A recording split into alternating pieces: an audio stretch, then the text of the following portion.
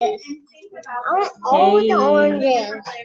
hi everyone. We are gonna start here with we're gonna start here with Voila Montessori here at the Lindsay School, and I'm gonna let Jean-Marie take it away. Okay, boys, let's go. It's time to eat. This way, I'm French, and that's why I said I like French. Voila. So first, before we get into the home, I would like, look at how they like, you see, I brought these for you, yes, okay.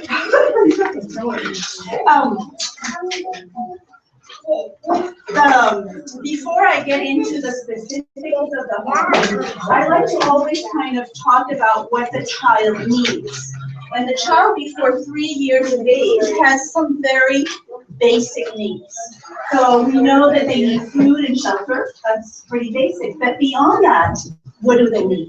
So I've laid out 6 basic needs. The first one is love and security.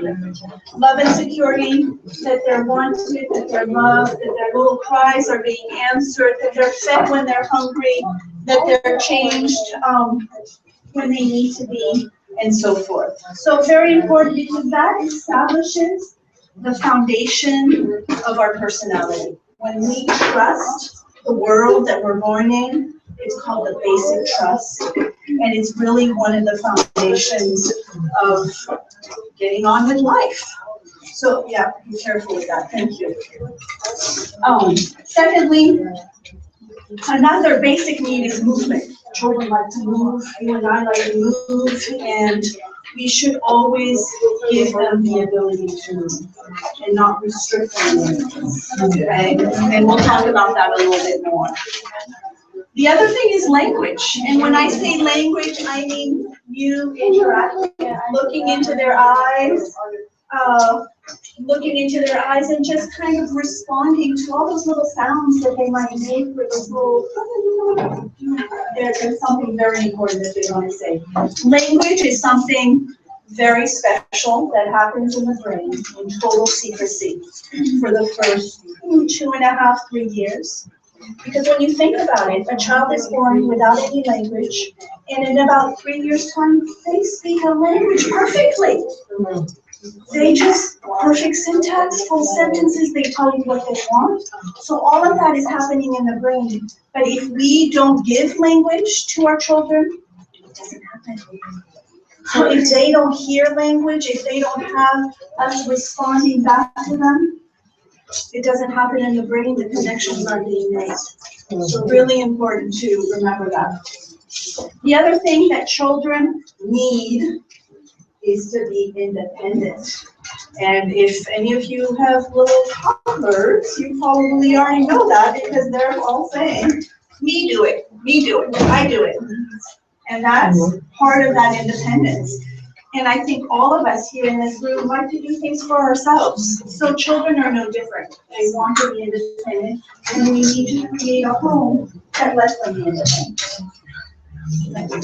The other thing is firm and kind limits. That means boundaries. That means knowing how far they can push their limits. Their job is to push all the limits and to try. But our job is to say, you know what? I love you, but the answer is no. I can't let you do that. And to be kind and firm, but to have boundaries. You are in charge. You're the adult. And the other thing is order. And when I say order, I mean the way we organize things, but also the way we organize our day and the routines that they have. Okay, very important. Do you have any questions? Anything? There was one question at the beginning about what was Montessori. So I just want to give a quick little, you might have heard it. It's an educational method. So there's different educational methods, and Montessori, the word Montessori comes from a woman named Maria Montessori, who lived more than a century ago in Italy. And she was actually the first woman allowed to attend medical school in Italy. She had to ask permission from the Pope, if you can imagine that, to be able to go to medical school. the men were not very happy with her being in medical school. They would actually let her to, do all the experiments alone at night because they didn't want to get in the same room with her. So, she had her struggles, but after medical school, she worked with children. And from her work with children and her scientific approach, she developed really an understanding of children that we have today. And a lot of what she discovered more than 100 years ago is today being proven with brain research and brain scans of how children learn, what children need, and so forth. And so that's where I was trained, and I was a teacher in a Montessori school for many years. And from there, I had so many parents ask me questions as to why their children were so different in the classroom that I decided to share it with all of you and to share it so that people could really do things in their homes a little differently for our children. Okay, any other questions? Yes. So here you said that without education, you said the parents don't give their kids language. So if language isn't given to children, it doesn't happen. So if a child is not talked to, doesn't hear the language, they'll won't develop it. So it's really about us humans interacting with each other, and that's how language happens. So it's about you, looking excited when they are talking to you, even when they're little ones and they're just starting to form words and you don't quite understand it. Pretend that you do and engage and get them to be excited about sharing what they have to share. That's how we make good community. And share your feelings too. Share, good days, bad days, mistakes you've made, good wins, everything. Because that will also help our children share with us later on. And you really want that when they're a little older and a lot of things are going on. So, alrighty. So for the home, when we create the home, I like to really think about it as really having a special guest coming over. This special guest happens to stay quite a while. But how when you have a guest from out of town or maybe a relative coming, you kind of prep the house and you maybe get their bed ready and make things a little bit different so that they're going to feel comfortable. Well, it's the same thing when we welcome a child into our home.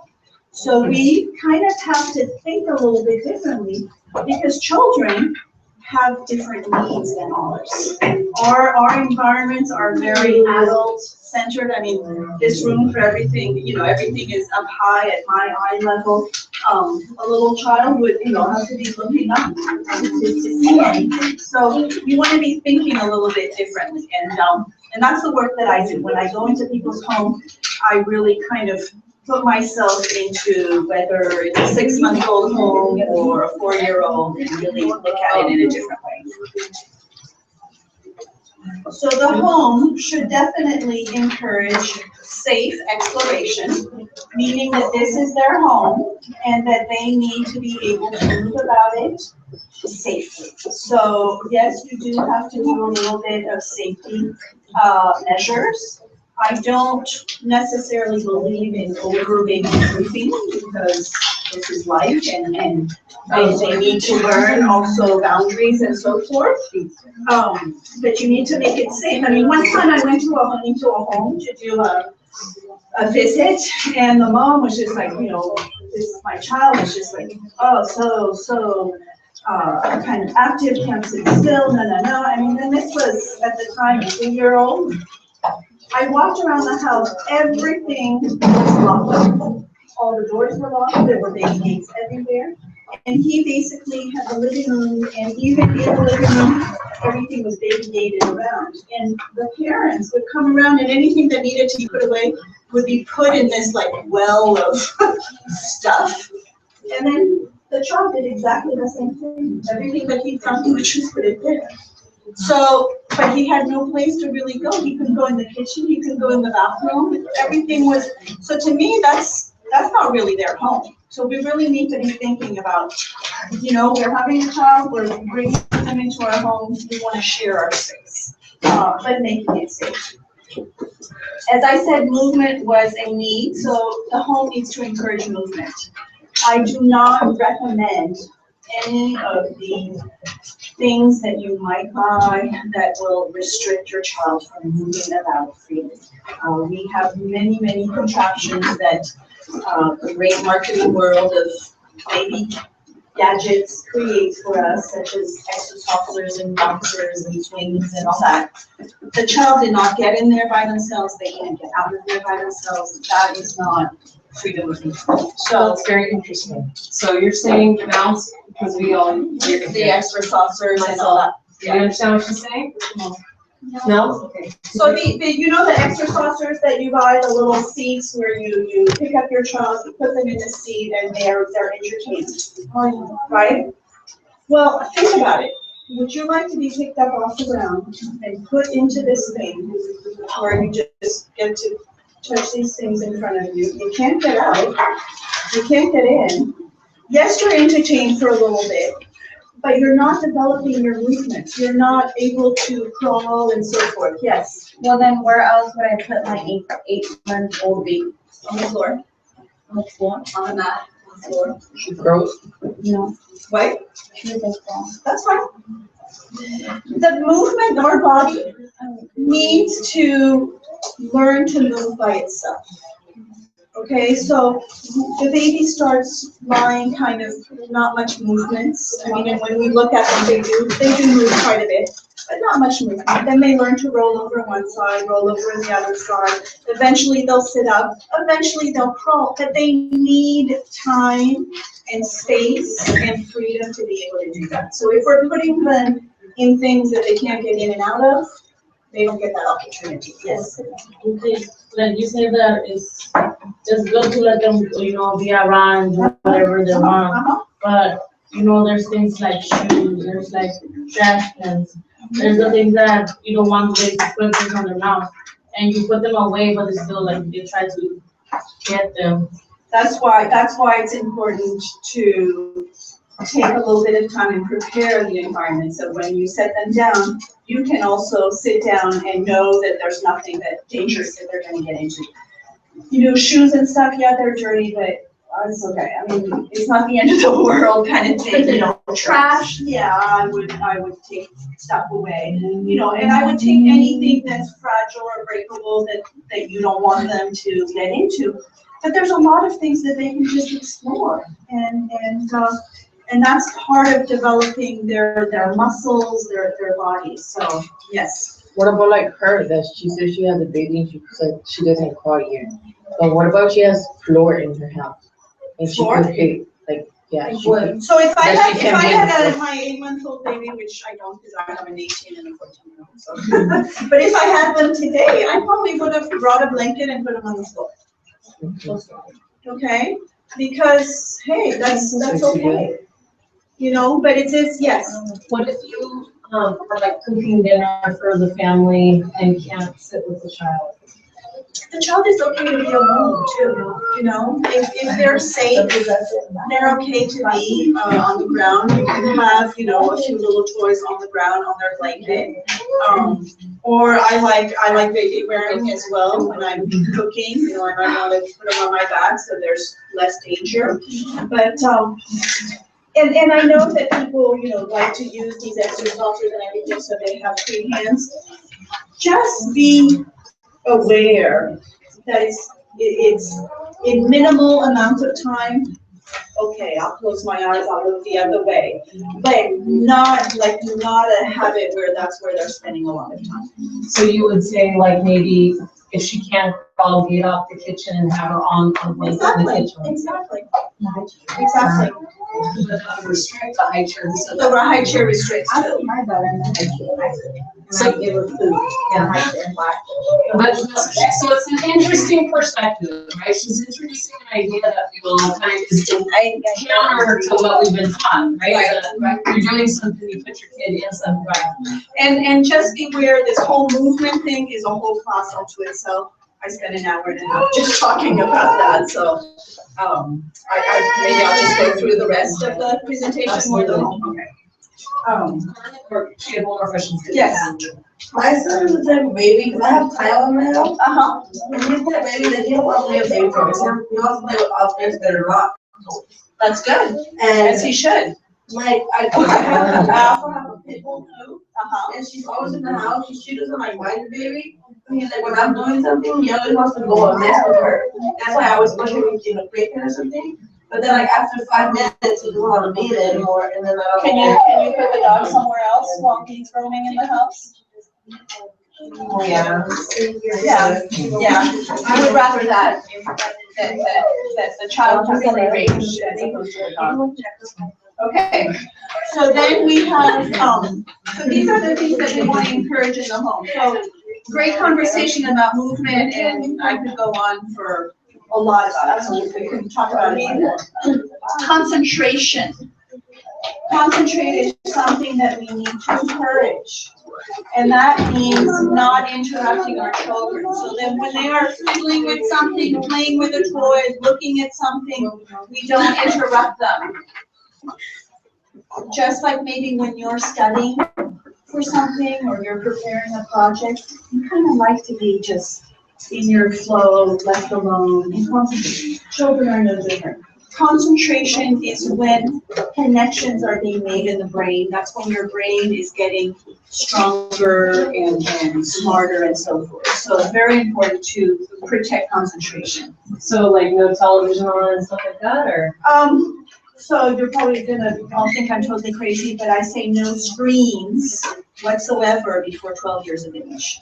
Then you're the little baby. Do you understand what she's saying? Did you No phone, No, I didn't no hear that. iPad, no computer screen, no TV, no screen. Why not? Why not? That's a whole other conversation. It does nothing. Maybe good you're for the children. kids. Yes, well, she's talking more. I'm sorry? So Anna, you gotta go. Okay. I disagree. I'm gonna disagree because my daughter is talking more in English.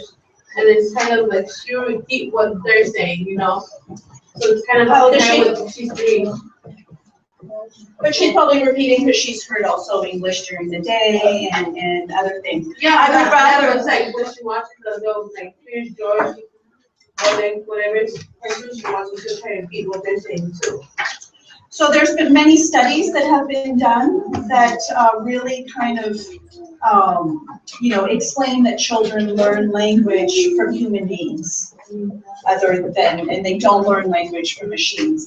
And again, last night I went to an amazing talk where that's what this doctor talked about. Children do not learn from machines such as screens. So it's more about, exposing them to other people. Yes. Well, I disagree too. Why? You know what, I'm sure that a lot of you disagree, and this is a uphill battle, but when you look more and more at research of what screens does to our children's brain, it's not really positive. So just, be aware of that, and that, again, in small quantities, maybe, why not, but not making it a habit. Yes, like you said, he doesn't watch all the time, but only like when I bring him to school, he would stay there for a while, or he would be doing something else. But at home, like when he starts, because he goes to a head start, the teacher told me that he was like too smart for his age, and the only No thing such that thing as too smart. I mean, like, because he knows the numbers and he knows a lot of stuff, and she told me that what I was doing, and I wasn't doing nothing. He was just like in the tablet, he will only watch like songs that they would say the ABC or 1, 2, 3, 4, all this stuff. Yeah, that's memorization, but, it's a whole other conversation, but. Just if I could interrupt, you're talking about the optimal situation. Yes, of course, and that's what I said. Yeah, the best. In the best of, in the best of worlds, you have all the time in the world to just interact with your child, and you have nothing else to do but to hang out with your child and give them language and numbers and all that. I know that that's not a reality, so, it's just, in the best world, we try to avoid too much screen before the brain is fully developed. Yes. Well, I also kind of disagree, because, I mean, my brother, we talk to him in English and Spanish. And he didn't really, like, repeat it. He never, tried to mimic it. And when he started watching, I always put the PBS and like learning, shows. And he started doing things that I'm like, who teach you that? And I saw that he got it from the show. And I'm like, okay, you're not getting it from us, but from this. So I'm like wondering, like, why is it the tablet or the TV is bad for them when they need more of that than us? It's just bad when it becomes a habit and that that's the only thing they're doing. You know, there's a lot of children that spend a lot of time in front of the screen as opposed to being outside and just playing outside.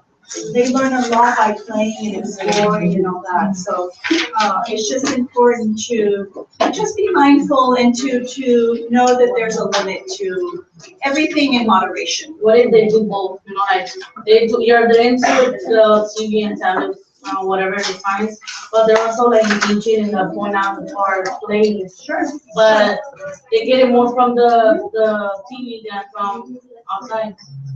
I choose to disagree. Jean. So, I super appreciate your patience, because the girls you're the professor right now, Okay, so we're in okay. college class. Okay. So they have to disagree, they have to provide an example. Good, yeah. But also, what else, so what if the professor's like, no, this is what the evidence says? And then you can. How do we know she's right? So what do you ask? Yeah.